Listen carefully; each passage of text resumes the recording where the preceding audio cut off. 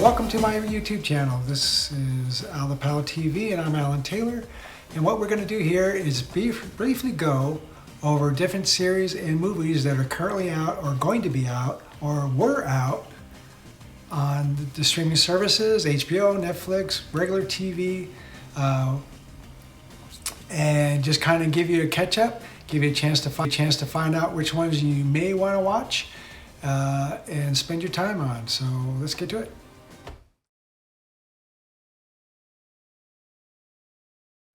So it's been out for several seasons. It's Handmaid's Tale.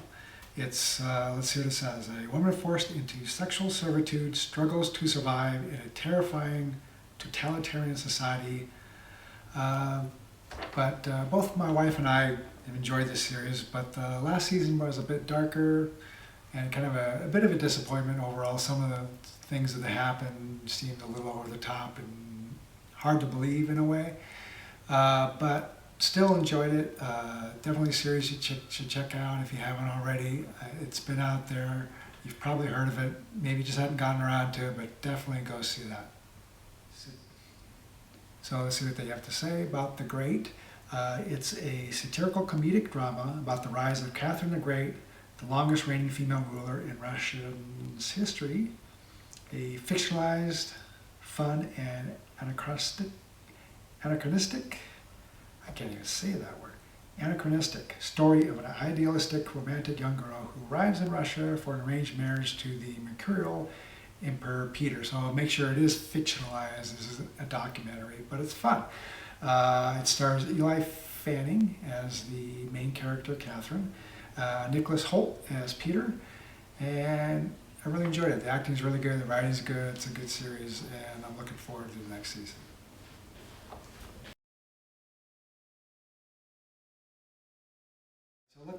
So let's look at some of the things on Amazon.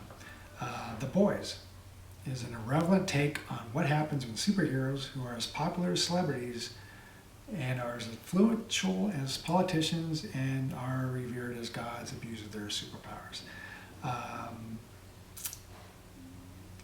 Basically, it stars Carl Urban, who is kind of a guy who knows the truth about superheroes and is trying to expose them. He's been a victim of it. I think the best way to see to encapsulate this show is like in the very first episode in season 1, where something horrible happens to one of the main character's girlfriends because of a superhero. It's shocking, but funny in a way, in a dark sort of way as well. So check it out. Very good. 2 seasons so far. Okay, another good one is The Marvelous Mrs. Maisel. I think there's like 4 seasons, maybe 3. Anyway, very good. It takes place in 1958 New York. Midge Maisel's life is on track. Husband, kids, Yom Kippur dinners in the Upper West Side apartment. When her life takes a surprise turn, she has to quickly decide what else she's good at, and going from housewife to she becomes a stand-up comic. Seems like an odd choice by most people except her. It's the only thing that seems to fit.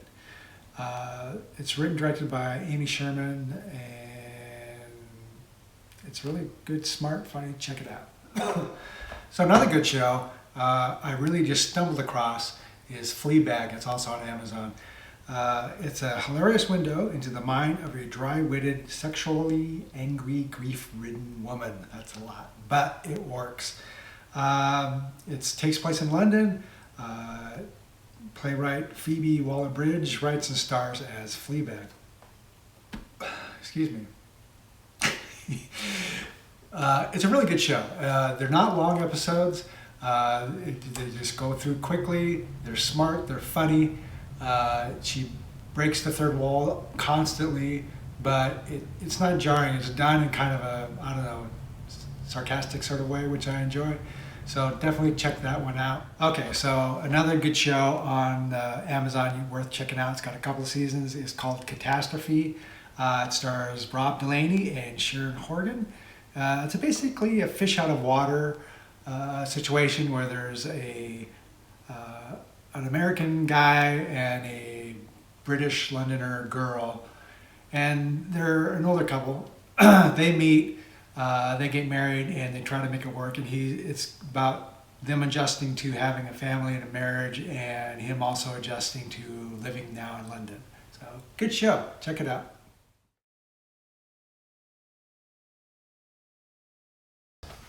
All right, so let's cover some Netflix stuff. One of the things that just released its second season is Black Summer. Really enjoyed the first one. I really like how they kind of jump back and forth in time, where you see one person's perspective and then you see another person's perspective, and you see how they came together and met.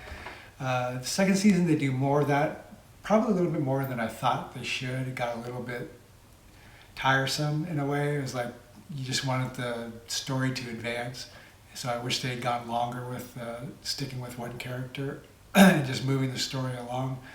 I'd also suggest, if you've seen the first one, or if you haven't seen it, definitely watch the first one over again before you watch season 2, because it threw me off a little bit trying to figure out who was who, if I had forgotten a character or not. I definitely remembered the mother and the daughter, but I wasn't sure about some of the other characters.